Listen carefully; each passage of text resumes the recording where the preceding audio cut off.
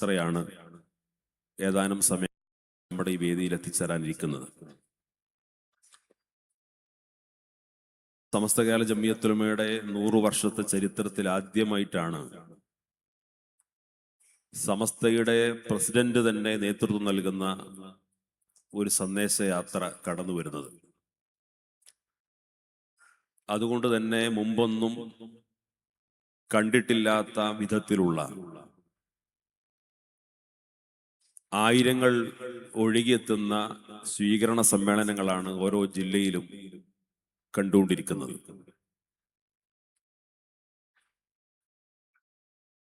സമസ്ത കേരള ജംഇയ്യത്തുൽ ഉലമയുടെ 100ാം വാർഷിക ആഘോഷം പ്രഖ്യാപിക്കപ്പെട്ടപ്പോഴും സയ്യിദുൽ ഉലമയുടെ ശതാബ്ദി സന്ദേശയാത്ര പ്രഖ്യാപിക്കപ്പെട്ടപ്പോഴും അതിന് തുടക്കം കുറിച്ചപ്പോഴൊക്കെ ഈ വാർഷിക ആഘോഷത്തെക്കുറിച്ചും ഈ യാത്രയെക്കുറിച്ചും ഒരുപാട് പ്രവചനങ്ങൾ നടത്തിയ ജ്യോത്സ്യന്മാർ നമ്മുടെ നാട്ടിലുണ്ടായിരുന്നു. മുൻകൂട്ടി ഈ ജാഥയെക്കുറിച്ചും ജാഥയുടെ പരിസമാപ്തിയെക്കുറിച്ചും അതിൻ്റെ സ്വീകരണ സമ്മേളനങ്ങളെക്കുറിച്ചുമൊക്കെ. പക്ഷേ അത്തരം കുപ്രചാരണങ്ങളെയെല്ലാം കേരളത്തിലെ പ്രബുദ്ധരായ സമസ്ത കേരള ജംഇയ്യത്തുൽ ഉലമയുടെയും പോഷക ഘടകങ്ങളുടെയും അതിലപ്പുറം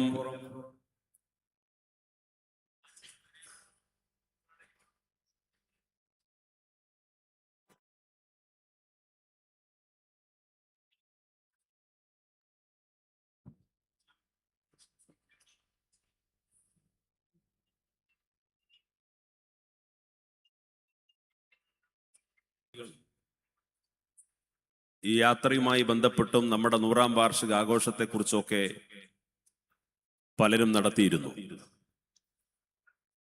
പക്ഷേ ഓരോ ജില്ലയിലെ സ്വീകരണ കേന്ദ്രങ്ങളിലേക്കും മഹാനായ സയ്യിദുൽ ഉലമയുടെ നേതൃത്വത്തിൽ സമസ്തയുടെ ആദരണീയരായ പണ്ഡിത നേതൃത്വം, ആ സംഘം, യാത്രാ സംഘം കടന്നു വരുമ്പോൾ കേരളത്തിൽ മാത്രമല്ല, സമസ്ത കേരള ജംഇയ്യത്തുൽ ഉലമയെ സ്വീകരിക്കുന്ന, സ്നേഹിക്കുന്ന അതിന്റെ സംഘടനാ പ്രവർത്തകർ മാത്രമല്ല, മതജാതി വ്യത്യാസങ്ങൾക്ക് അതീതമായി രാഷ്ട്രീയ ഭേദമന്യേ സമസ്തക്കെതിരായി ആര് എന്ത് പ്രചാരണങ്ങൾ നടത്തിയാലും അത് കേരളത്തിലെ പൊതുസമൂഹം ചവറ്റുകുട്ടയിലേക്ക് വലിച്ചെറിഞ്ഞിരിക്കുന്നു എന്ന് ആവർത്തിച്ച് തെളിയിക്കുന്ന സ്വീകരണ സമ്മേളനങ്ങളാണ് നടന്നുകൊണ്ടിരിക്കുന്നത്. ഞാൻ പ്രിയപ്പെട്ട ബഷീർ ദാരിമിയോട് സൂചിപ്പിക്കുകയായിരുന്നു, ഇവിടെ ഇപ്പോൾ നിങ്ങൾ ഒരുക്കിയിട്ടുള്ള ഈ പന്തൽ നിറഞ്ഞു കവിഞ്ഞിരിക്കുന്നു.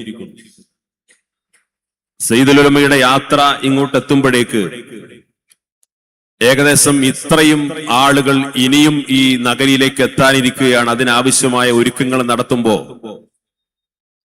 അപ്പോൾ മാത്രമാണ് എല്ലാ ആളുകൾക്കും നമ്മുടെ ഈ സമ്മേളനം കേൾക്കാനും വീക്ഷിക്കാനും സാധിക്കുകയുള്ളൂ എന്ന് സൂചിപ്പിക്കുകയായിരുന്നു. അത്രയും വലിയ ജനകീയമായ അംഗീകാരമാണ് നമ്മുടെ യാത്രക്ക് ലഭിച്ചുകൊണ്ടിരിക്കുന്നത്. എന്റെ പ്രിയപ്പെട്ട സഹോദരന്മാർ തിരിച്ചറിയേണ്ട ഒരു കാര്യം, എന്തുകൊണ്ടാണ് സമസ്ത കേരള ജംഇയ്യത്തുൽ ഉലമക്ക് സമൂഹത്തിൽ ഇത്രയും വലിയ വിശ്വാസ്യതയും അംഗീകാരവും ഉണ്ടായത്? പരിശുദ്ധ ദീനുമായി ബന്ധപ്പെട്ട ഒരു വിഷയത്തിൽ സമസ്ത കേരള ജംഇയ്യത്തുൽ ഉലമ ഒരു തീരുമാനം പറയുമ്പോഴേക്ക്, ഒരു പ്രഖ്യാപനമോ ആഹ്വാനമോ നടത്തുമ്പോഴേക്ക് വളരെ ആവേശത്തോടുകൂടി അത് ഏറ്റെടുക്കാനും അച്ചടക്കത്തോടുകൂടി അതനുസരിക്കാനും കേരളത്തിലെ മഹാഭൂരിപക്ഷം വരുന്ന മുസ്ലിം സമൂഹം സന്നദ്ധമാകുന്നത് എന്തുകൊണ്ടാണ്? മാത്രമല്ല, ഈ 100ാം വാർഷികാഘോഷ കാലയളവിൽ ഇവിടുത്തെ പൊതുസമൂഹത്തിന് മുമ്പിൽ, മുസ്ലിങ്ങൾക്കിടയിൽ മാത്രമല്ല, ഇവിടുത്തെ സഹോദര സമുദായങ്ങൾക്ക് മുമ്പിൽ, ഇവിടുത്തെ വ്യത്യസ്തമായ രാഷ്ട്രീയ പ്രസ്ഥാനങ്ങൾക്ക് മുമ്പിൽ ഇവിടെ ഭരണം നടത്തിക്കൊണ്ടിരിക്കുന്ന ഭരണാധികാരികൾക്ക് മുമ്പിൽ, ഇവിടത്തെ സാമൂഹികമായ ചലനങ്ങൾ നിരീക്ഷിക്കുന്ന സാമൂഹിക നിരീക്ഷകർക്ക് മുമ്പിൽ, മാധ്യമപ്രവർത്തകർക്ക് മുമ്പിൽ, ഒരു സമൂഹത്തിന്റെ വളർച്ചയെ നിരന്തരമായി പഠനം നടത്തിക്കൊണ്ടിരിക്കുന്ന ചരിത്ര അന്വേഷകർക്ക് മുമ്പിൽ വളരെ അഭിമാനത്തോടുകൂടി പറയാൻ സാധിക്കും, സമസ്ത കേരള ജംഇയ്യത്തുൽ 100 വർഷത്തെ ചരിത്രം ഒരു തുറന്ന പുസ്തകമാണ്. ആ ചരിത്രത്തിന്റെ ഒരേടുകൾ പോലും എവിടെയും മറച്ചുവെക്കേണ്ട ഗതികേട് ഈ പ്രസ്ഥാനത്തിനുണ്ടായിട്ടില്ല. അത്രയും സുതാര്യമായി, സത്യസന്ധമായി ഈ പ്രസ്ഥാനത്തിന്റെ രൂപീകരണ കാലത്ത് എന്തായിരുന്നു ഇതിന്റെ പ്രഖ്യാപിത ലക്ഷ്യം, എന്തായിരുന്നു ഇതിന്റെ പ്രഖ്യാപിതമായ ആദർശം, ആ ആദർശത്തെ സ്വാഭിമാനം ഉയർത്തിപ്പിടിച്ചുകൊണ്ടാണ് ഈ 100ാം വാർഷികത്തിലേക്കും ഈ പ്രസ്ഥാനം കടന്നു വരുന്നത്. എന്താണ് ഇതിന് കാരണം? ഹബീബായ റസൂലുള്ളാഹി സ്വല്ലല്ലാഹു അലൈഹി വസല്ലം തങ്ങളുടെ കാലത്ത് തന്നെ പരിശുദ്ധമായ ദീൻ കടന്നു വന്ന ഈ നാട്, മഹാനായ മാലിക് ദീനാർ റഹിമഹുല്ലാഹിയുടെ ചാരത്തുനിന്നുകൊണ്ടാണ് നമ്മൾ ഈ സംസാരിക്കുന്നത്. തുടർന്നു വന്നിട്ടുള്ള ഒരുപാട് പാരമ്പര്യ പണ്ഡിതന്മാർ, പാരമ്പര്യത്തിന്റെ വിശുദ്ധി കാത്തു സൂക്ഷിച്ച പണ്ഡിതന്മാർ, അവരെല്ലാം പരിശുദ്ധ ഇസ്ലാമിനെ ഇവിടെ പ്രചരിപ്പിച്ചതും പ്രബോധനം ചെയ്തതും ദീനിന്റെ പ്രമാണങ്ങൾക്ക് വിധേയമായിട്ടായിരുന്നു. സ്വന്തം ഇഷ്ടപ്രകാരം എന്തെങ്കിലും താല്പര്യങ്ങൾക്ക് വേണ്ടി മതത്തിന്റെ പ്രമാണങ്ങൾ ദുർവ്യാഖ്യാനം ചെയ്തു എന്ന ഒരു ആരോപണം എതിരാളികൾ പോലും സമസ്ത കേരള ജംഇയ്യത്തുൽ ഉലമക്കെതിരെ ഉന്നയിച്ചിട്ടില്ല. ആ പണ്ഡിതന്മാർ അത്രയും സൂക്ഷ്മതയോടുകൂടി, സത്യസന്ധമായി, സുതാര്യമായി അതത് കാലത്ത് എങ്ങനെയാണ് ഈ സമൂഹത്തിന് മുമ്പിൽ പരിശുദ്ധമായ ദീൻ പഠിപ്പിക്കേണ്ടത്, പരിശീലിപ്പിക്കേണ്ടത്, തർബിയത്ത് നൽകേണ്ടത്, അതേ വഴി സ്വീകരിച്ചുകൊണ്ടാണ് സമസ്ത കേരള ജംഇയ്യത്തുൽ ഉലമ ഇവിടെ പ്രവർത്തിച്ചിട്ടുള്ളത്.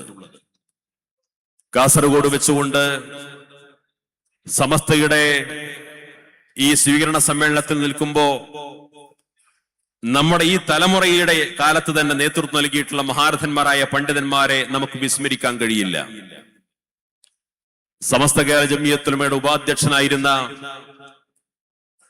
പുതിയ കാലത്തെ വിദ്യാഭ്യാസ രംഗത്ത് എങ്ങനെയാണ് ദീനീ വിദ്യാഭ്യാസവും ഭൗതിക വിദ്യാഭ്യാസവും അതിന്റെ പരിശുദ്ധിക്ക് ഒരർത്ഥത്തിലുള്ള ചോർച്ചയും സംഭവിക്കാതെ എത്രയും മനോഹരമായി എങ്ങനെയാണ് ഈ സമൂഹത്തിന് മുമ്പിൽ വിദ്യാഭ്യാസം നൽകേണ്ടത് എന്ന് പഠിപ്പിക്കാൻ ബുദ്ധിപരമായി ഈ സമൂഹത്തിന് നേതൃത്വം നൽകിയ മഹാനായ പ്രതിഭാശാലിയായ പണ്ഡിതനായിരുന്നു മർഹൂം ചമ്പരിക്ക CM ഉസ്താദ്. അല്ലാഹു പരലോകത്ത് ദർജ ഉയർത്തി കൊടുക്കുമാറാകട്ടെ.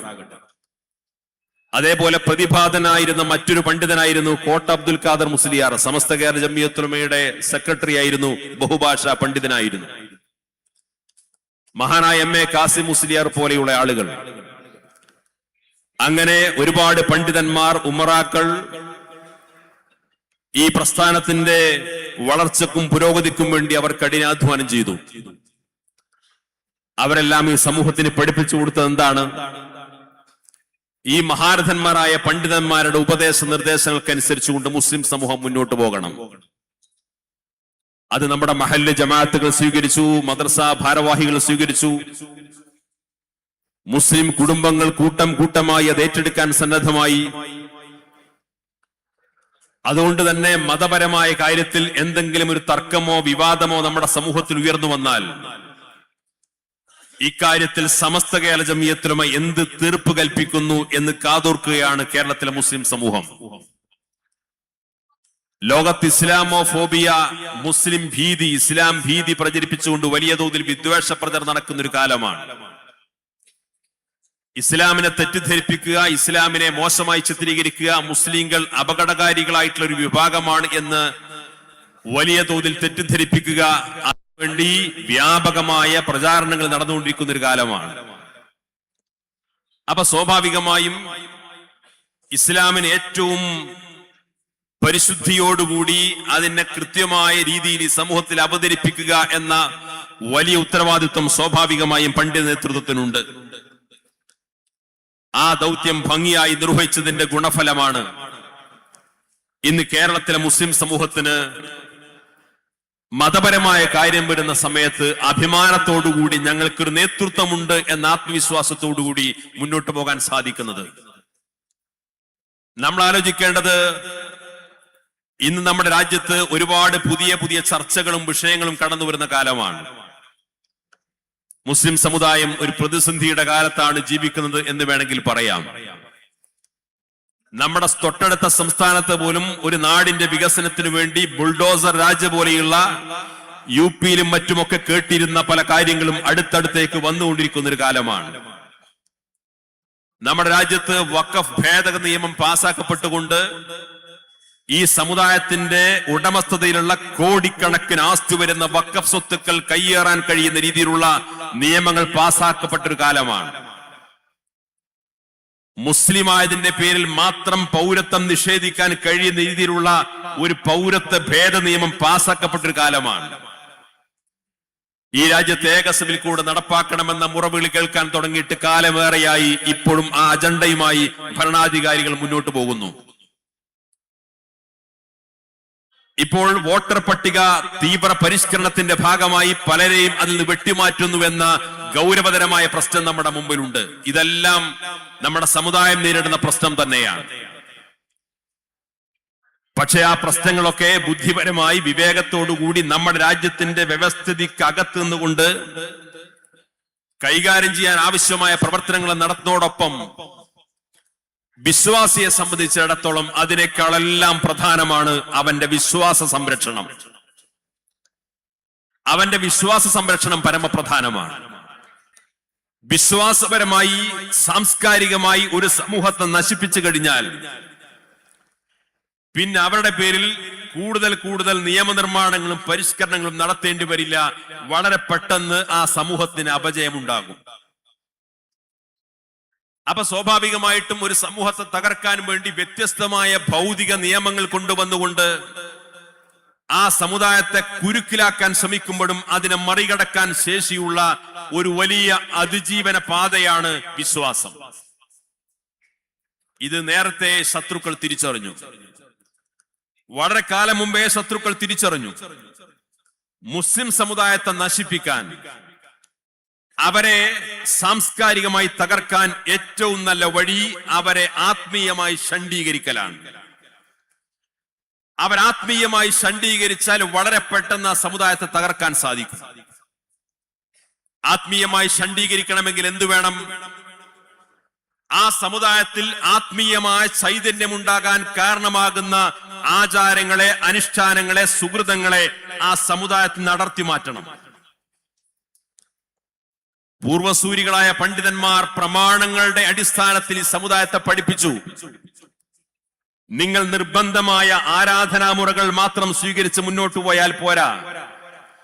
ആരാധനാമുറകളെല്ലാം വളരെ കൃത്യമായി സമയനിഷ്ഠയോടുകൂടി തഖ്വയോടുകൂടി നിർവഹിക്കുന്നതോടൊപ്പം ആരാധനാ നിയമങ്ങളോടൊപ്പം, ആരാധനാമുറകളോടൊപ്പം ഐച്ഛികമായി ആചാരാനുഷ്ഠാന ക്രമങ്ങൾ കൂടി കാത്തു സൂക്ഷിച്ചുകൊണ്ട് മുന്നോട്ട് പോയാൽ മാത്രമേ ആത്മീയമായ ചൈതന്യത്തിലൂടെ ഈ സമൂഹത്തിന് മുന്നോട്ട് പോകാൻ സാധിക്കൂ.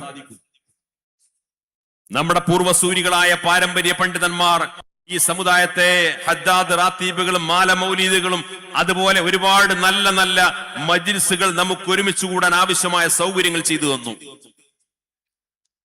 അപ്പൊ സ്വാഭാവികമായും ഒരു സമുദായം അവർ വിശ്വാസപരമായി കരുത്ത് നിലനിർത്തുന്നതോടൊപ്പം ആ കരുത്തിനെ കൂടുതൽ ദൃഢപ്പെടുത്തുന്നതാണ് ഇതുപോലുള്ള ആത്മീയമായ ചൈതന്യത്തിലൂടെ മുന്നോട്ട് പോവുക എന്നുള്ളത്. ഈ സമുദായത്തെ തകർക്കാനുള്ള എളുപ്പ വഴിയായി ശത്രുക്കൾ തിരിച്ചറിഞ്ഞു. ഈ ആത്മീയമായ ചൈതന്യത്തെ ഇല്ലായ്മ ചെയ്ത് ഒരു വരണ്ട മുസ്ലിമിനെ സൃഷ്ടിച്ചാൽ മാത്രമേ ഇവിടെ സ്വാഭാവികമായും ഈ സമുദായത്തെ സാംസ്കാരികമായി വിശ്വാസപരമായി തകർക്കാൻ കഴിയൂ. ഇതിനുവേണ്ടി മുസ്ലിം സമൂഹത്തിനകത്ത് നിന്നല്ല, മുസ്ലിം സമുദായത്തിന്റെ അകത്ത് നിന്നിട്ടല്ല, മുസ്ലിം സമുദായത്തിന്റെ പുറത്തു നിന്ന് ചില അജണ്ടകൾ തയ്യാറാക്കപ്പെട്ടു. ആ അജണ്ടകളുടെ ലക്ഷ്യം എന്തായിരുന്നു?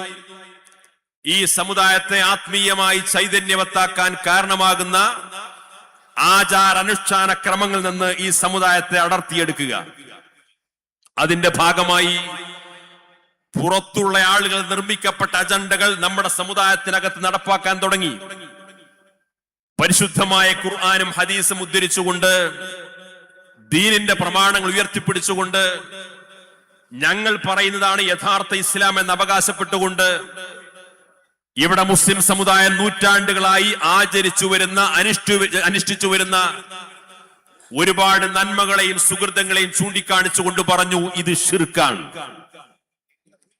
ഇതൊരു മോശപ്പെട്ട ആചാരം എന്നല്ല പറഞ്ഞത്, ഇത് ഒഴിവാക്കുന്നതാണ് നല്ലത് എന്നല്ല പറഞ്ഞത്, ഇത് ഒഴിവാക്കുന്നതാണ് ഗുണകരം എന്നല്ല പറഞ്ഞത്. നൂറ്റാണ്ടുകളായി മുസ്ലിം സമുദായം ആചരിച്ചനുഷ്ഠിച്ചു വരുന്ന പ്രാമാണികമായ പണ്ഡിതന്മാർ പഠിപ്പിച്ച് പരിശീലിപ്പിച്ച് അവരുടെ തെർബിയത്തിലായി വളർന്നു വരുന്ന സമുദായത്തെ ചൂണ്ടിക്കാണിച്ചുകൊണ്ട് പറഞ്ഞു, ഇത് ശിർക്കാൺ, ഇത് ചെയ്യുന്നവൻ ബഹുദൈവ വിശ്വാസിയാണ്. എത്ര ഗുരുതരമായ ആരോപണമാണ്! മുസ്ലിം സമുദായത്തിനകത്ത് അത്തരത്തിലുള്ള ചില ആശയങ്ങൾ ഉയർന്നു വന്നു. ആശയങ്ങൾ ഇവിടെ കൂടുതൽ ആളുകൾക്കിടയിൽ സ്വീകാര്യം നേടാൻ വേണ്ടി അവർ പറഞ്ഞു, മതത്തിന്റെ പ്രമാണങ്ങളെ സ്വന്തം ബുദ്ധിക്കും യുക്തിക്കും അനുസരിച്ച് വ്യാഖ്യാനിക്കണം. മതത്തിന്റെ പ്രമാണങ്ങളെ സ്വന്തം ബുദ്ധിക്കും യുക്തിക്കും അനുസരിച്ചുകൊണ്ട് വ്യാഖ്യാനിക്കണം. മതത്തിന്റെ പ്രമാണങ്ങളെ ബുദ്ധിക്കും യുക്തിക്കും അനുസരിച്ച് വ്യാഖ്യാനിക്കാവുന്ന ഒരു പുതിയ കീഴ്വഴക്കം ഇവിടെ ബിദായി പ്രസ്ഥാനങ്ങൾ തുടക്കം കുറിച്ചു. ആ ബിദായി പ്രസ്ഥാനങ്ങളെ ശക്തമായി പ്രതിരോധിക്കാൻ സമസ്ത കേരള ജംഇയ്യത്തുൽ ഉലമ മുന്നോട്ട് വന്നെന്നു മാത്രമല്ല, ആ സമുദായത്തെ വിളിച്ചുകൊണ്ട് പറഞ്ഞു, എത്രയോ സമ്മേളനങ്ങൾ വിളിച്ചു ചേർത്തുകൊണ്ട് നമ്മുടെ മഹാരഥന്മാരായ പണ്ഡിതന്മാർ പറഞ്ഞു, ഇത് പിഴച്ച പ്രസ്ഥാനമാണ്, പിഴച്ചൊരു സംസ്കാരമാണ് അടിച്ചേൽപ്പിക്കുന്നത്. ഇത് വിശ്വാസി സമൂഹത്തെ ദുർബലപ്പെടുത്തും, അവർ ഈമാൻ നഷ്ടപ്പെടും, അവർക്ക് രിദ്ദത്ത് വരെ സംഭവിക്കാവുന്ന അപകടകരമായ ആശയമാണ് പ്രചരിപ്പിച്ചുകൊണ്ടിരിക്കുന്നത്. അതുകൊണ്ട് ഈ ബിദഈ പ്രസ്ഥാനങ്ങൾക്കെതിരെ സമുദായം ജാഗ്രത പാലിക്കണം. അന്ന് പല ആളുകൾക്ക് അത് ഉൾക്കൊള്ളാൻ തയ്യാറായില്ല. അന്ന് ഈ മുസ്ലിയാക്കന്മാർ പുരോഗമനത്തിനെതിരാണെന്ന് പറഞ്ഞു. അന്ന് ഈ മുസ്ലിയാക്കന്മാർ പരിഷ്കാരത്തിനെതിരാണെന്ന് പറഞ്ഞു. ഈ സമുദായത്തിൽ അന്ധവിശ്വാസവും അനാചാരവും ജീർണതയുമായിട്ട് വന്നുകൊണ്ടിരിക്കുന്നത് അതിനെ വിഭാടനം ചെയ്യാൻ വന്ന മുസ്ലിം സമുദായത്തിലെ പരിഷ്കരണവാദികളാണിവർ എന്ന് അവകാശപ്പെട്ടുകൊണ്ട് രംഗത്ത് വന്നിട്ട് മഹാരഥന്മാരായ പാരമ്പര്യത്തിന്റെ പണ്ഡിതന്മാരെ ചൂണ്ടിയിട്ട് പഴഞ്ചന്മാരാണെന്ന് ആക്ഷേപിച്ചു. സമസ്ത കേരള ജംഇയ്യത്തുൽ ഉലമയുടെ ഉപാധ്യക്ഷൻ ആദരണീയനായ UM ഉസ്താദ് വേദിയിലേക്ക് കടന്നു വരികയാണ്. അദ്ദേഹം രോഗശയ്യയിലായിരുന്നു. പക്ഷേ രോഗശയ്യയിലാണെങ്കിലും ഈ സമ്മേളനത്തിൽ വരാനും നമ്മുടെ സ്വീകരണ സമ്മേളനത്തിൽ പങ്കെടുക്കാനും വേണ്ടി അദ്ദേഹം ആവേശപൂർവ്വം എത്തിയിരിക്കുകയാണ്. അള്ളാഹു ദീർഘായുസ്സും ആഫിയത്തും നൽകി അനുഗ്രഹിക്കുമാറാകട്ടെ.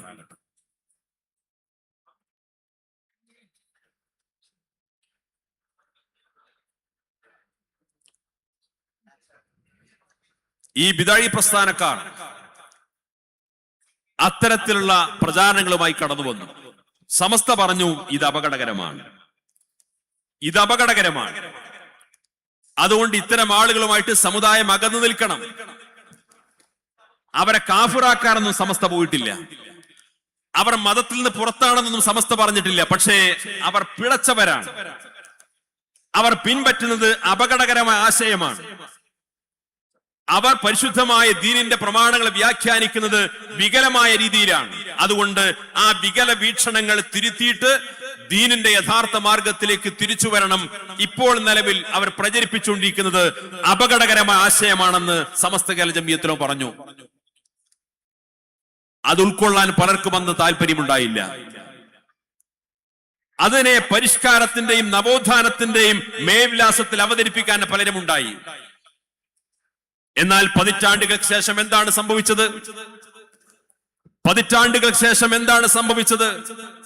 സമസ്ത കേരള ജംഇയ്യത്തുൽ ഉലമ ഉൾപ്പെടുന്ന പാരമ്പര്യ പണ്ഡിതന്മാർ, ലോകത്ത് അഹ്ലുസ് സുന്നയുടെ പണ്ഡിതന്മാർ ഈ ബിദഈ പ്രസ്ഥാനക്കാരെ കുറിച്ച് മുന്നറിയിപ്പ് നൽകിയത് ഏത് രീതിയിലായിരുന്നുവോ അതിനേക്കാൾ ഭീകരമാണ് ഈ ബിദഈ പ്രസ്ഥാനങ്ങളുടെ തനി സ്വരൂപമെന്ന് പിൽക്കാലത്ത് അവരിലൂടെ തന്നെ പുറത്തു വരുന്ന വളരെ കൗതുകരമായ കാഴ്ചയാണ് ഇന്ന് കണ്ടുകൊണ്ടിരിക്കുന്നത്. ഒരു 3 ഉദാഹരണം മിനിറ്റുകൾക്കകം പറഞ്ഞുകൊണ്ട് ഞാൻ അവസാനിപ്പിക്കാം. ഒന്ന്, ഇവിടുത്തെ മഹാഭൂരിപക്ഷം വരുന്ന മുസ്ലിങ്ങൾക്കെതിരെ ബഹുദൈവ വിശ്വാസം ആരോപിക്കുന്നു, ശിർക്ക് ആരോപിക്കുന്നു. ഒരു വിശ്വാസി സമൂഹത്തിനെതിരെ അവർ ബഹുദൈവ വിശ്വാസം ആരോപിച്ച് രംഗത്ത് വരുമ്പോ അതൊരിക്കലും സതുദ്ദേശപരമായ ഒരു നീക്കമല്ല. അത് അന്ന് മാത്രമല്ല, ഇന്നും തുടർന്നുകൊണ്ടിരിക്കുന്നു.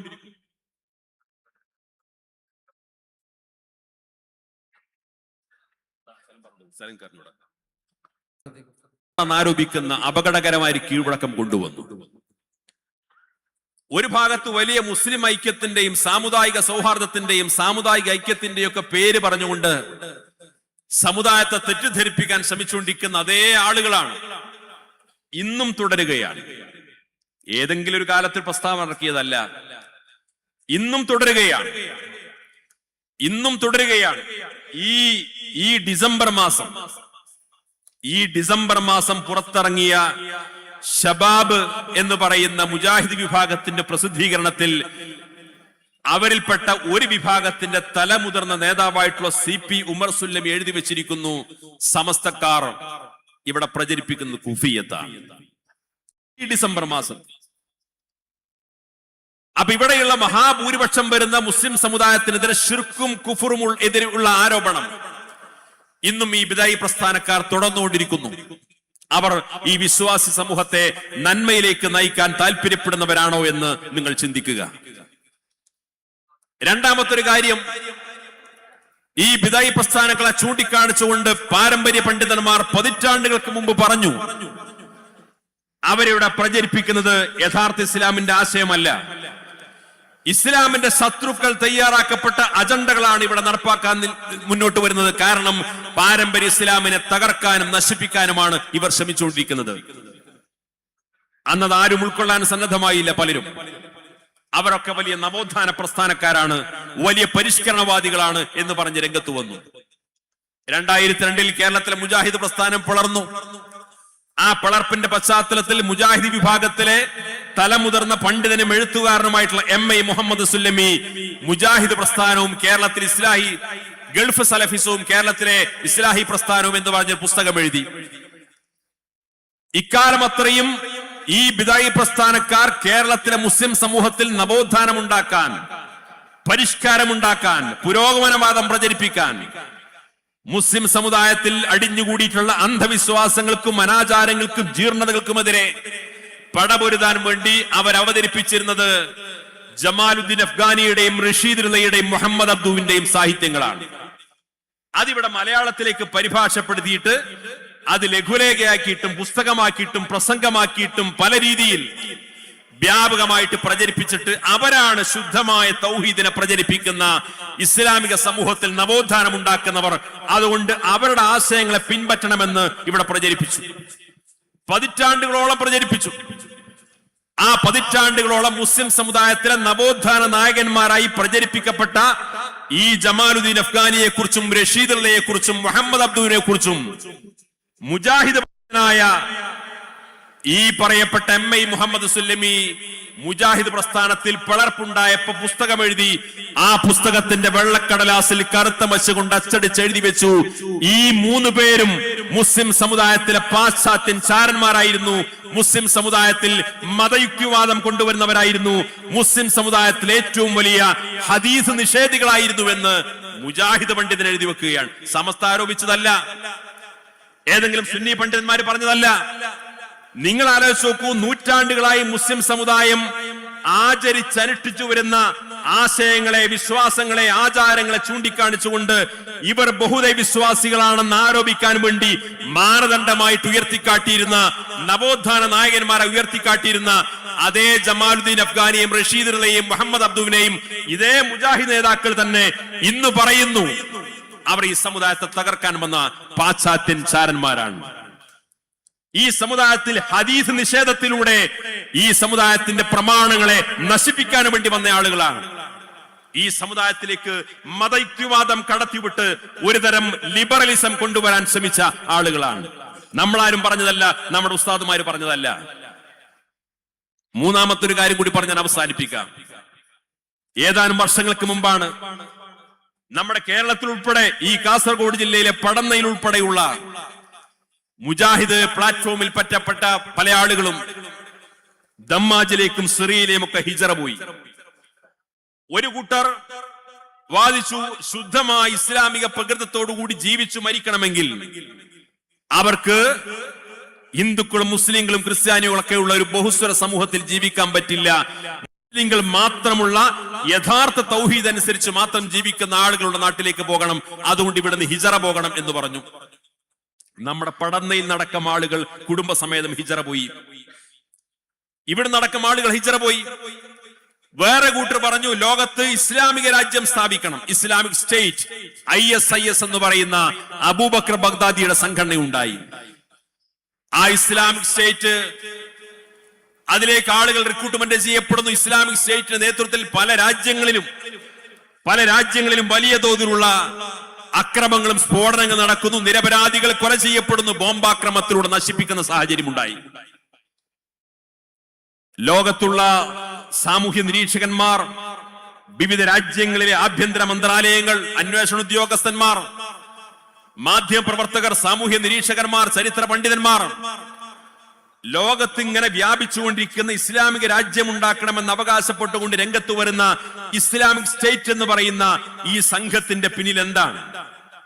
ഇവരുടെ പദ്ധതി എന്താണ്? ആരാണ് ഇത് ആസൂത്രണം ചെയ്യുന്നത്? സമസ്ത പഠിക്കാൻ അന്വേഷണ സമിതിയെ വെച്ചതല്ല. ലോകത്തുള്ള വിവിധ രാജ്യങ്ങളിലുള്ള വ്യത്യസ്തമായ ഏജൻസികൾ അതിനെക്കുറിച്ച് അന്വേഷിച്ചു, പഠിച്ചു. ആ പഠനങ്ങളുടെ എല്ലാം ആകത്തുക അവര് പറഞ്ഞു, ലോകത്ത് പ്രചരിക്കപ്പെടുന്ന ISI എന്ന് പറയുന്ന ഈ ഭീകര സംഘത്തിന് ആശയപരമായ പ്രചോദനം നൽകിയത് മുഹമ്മദ് ബിൻ അബ്ദുൽ വഹാബിന്റെ വഹാബിസമാണ്. സമസ്ത പറഞ്ഞതല്ല.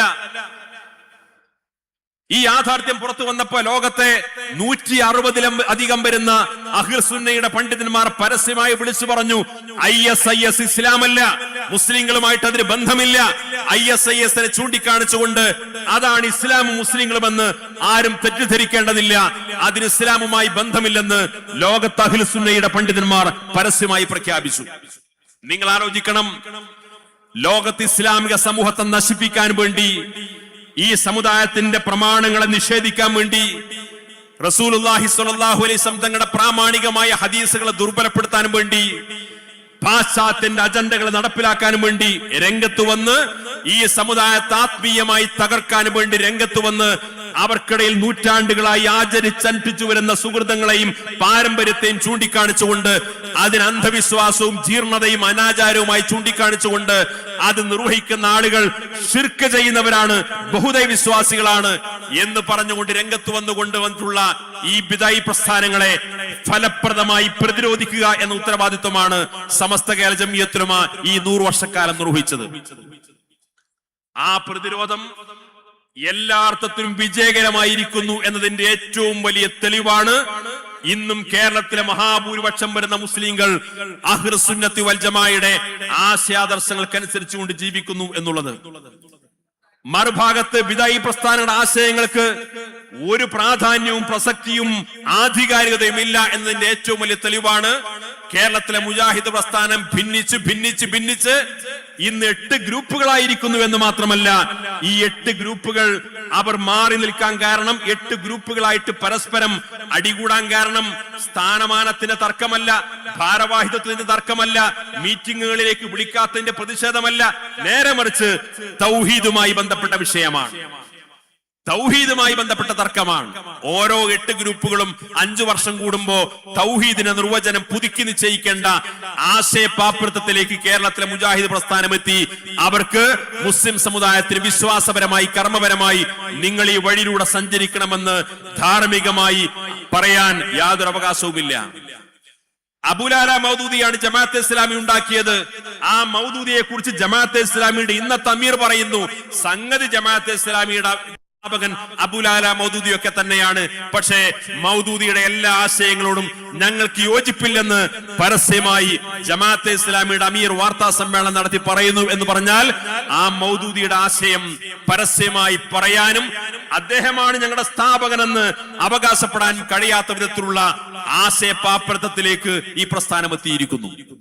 ഇങ്ങനെ ബിദഈ പ്രസ്ഥാനക്കാരും ഇതുപോലുള്ള മതയുക്തിവാദികളും നവോത്ഥാനത്തിന്റെ കപട മുഖവുമായി വന്ന ആളുകളെല്ലാം ആശയപരമായ പാപ്പരത്വത്തിലേക്ക് കടന്നു പോകുമ്പോഴാണ് അഹ്ലുസുന്നയുടെ വിശുദ്ധമായ ആദർശം ഉയർത്തിപ്പിടിച്ചുകൊണ്ട് ഈ 100 വർഷക്കാലത്തിനിടയിൽ പരിശുദ്ധമായ ദീനുമായി ബന്ധപ്പെട്ട് സമസ്ത കേരള ജംഇയ്യത്തുൽ ഉലമ കേരളത്തിലെ മുസ്ലിം സമുദായത്തിന് മുമ്പിൽ പറഞ്ഞ ഒരു പ്രഖ്യാപനം, ഒരു ഫത്വ, ഒരു പ്രസ്താവന, ഒരു ആഹ്വാനം ഈ നിമിഷം വരെ മാറ്റിപ്പറയേണ്ടി വന്നിട്ടില്ലാത്ത ഒരേ ഒരു സംഘടന അത് സമസ്ത കേരള ജംഇയ്യത്തുൽ ഉലമ മാത്രമാണെന്ന് അഭിമാനത്തോടുകൂടി അവകാശപ്പെട്ടുകൊണ്ടാണ് 100ാം വാർഷികത്തിലേക്ക് ഈ പ്രസ്ഥാനം എത്തിയിട്ടുള്ളത്. ഇൻഷാ അല്ലാഹ് ഏതാനും സമയങ്ങൾക്കകം നമ്മുടെ യാത്രയുടെ നായകൻ സയ്യിദുൽ ഉലമ ഈ വേദിയിൽ എത്തിച്ചേരാൻ വേണ്ടി പോകുന്നു. സമസ്ത കേരള ജംഇയ്യത്തുൽ ഉലമയുടെ തീരുമാനങ്ങൾ, സമസ്ത കേരള ജംഇയ്യത്തുൽ ഉലമയുടെ ഉപദേശങ്ങൾ, സമസ്ത കേരള ജംഇയ്യത്തുൽ ഉലമയുടെ ഈ സമുദായത്തോടുള്ള ആഹ്വാനങ്ങൾ അത് അക്ഷരം പ്രതി അനുസരിച്ച് സ്വീകരിച്ചു പോന്നവരെല്ലാം സ്വാഭാവികമായിട്ടും അംഗീകരിക്കപ്പെട്ടു, രക്ഷപ്പെട്ടു, സമുദായത്തിന്റെ മുഖ്യധാരയുടെ ഭാഗമായിട്ട് മാറി. ഏതെങ്കിലും അർത്ഥത്തിൽ സമസ്ത കേരള ജംഇയ്യത്തുൽ ഉലമയുടെ തീരുമാനങ്ങളുടെയും ആഹ്വാനങ്ങളെയും അംഗീകരിക്കാൻ വൈമനസ്യം കാണിക്കുന്ന സാഹചര്യം ഉണ്ടെങ്കിൽ അവർ സ്വയം ഒറ്റപ്പെട്ടു പോകുന്നു എന്നല്ലാതെ സമസ്ത കേരള ജംഇയ്യത്തുൽ ഉലമക്ക് ഒരു പോറലുമേൽപ്പിക്കാൻ ആർക്കും കഴിയില്ല എന്ന് ഓരോ ജില്ലകളിലെയും ഈ മഹാസ്വീകരണ സമ്മേളനങ്ങൾ തെളിയിച്ചുകൊണ്ടിരിക്കുന്നു. ഈ സ്വീകരണ സമ്മേളനത്തെ ഇങ്ങനെ സ്വീകരിക്കാൻ ആവേശപൂർവ്വം എത്തിയിട്ടുള്ള എന്റെ ബഹുമാന്യരായ നേതാക്കളെയും സഹപ്രവർത്തകരെയും പ്രത്യേകമായി അഭിവാദ്യം ചെയ്തുകൊണ്ട് നിങ്ങളുടെ പ്രാർത്ഥനയിലൊക്കെ ഈ വിനീതരെ കൂടി ഉൾപ്പെടുത്തണമെന്ന് വസീയത്ത് ചെയ്തുകൊണ്ട് വാഖിറു ദഅവാന അൽഹംദുലില്ലാഹി റബ്ബിൽ ആലമീൻ. അസ്സലാമു അലൈക്കും.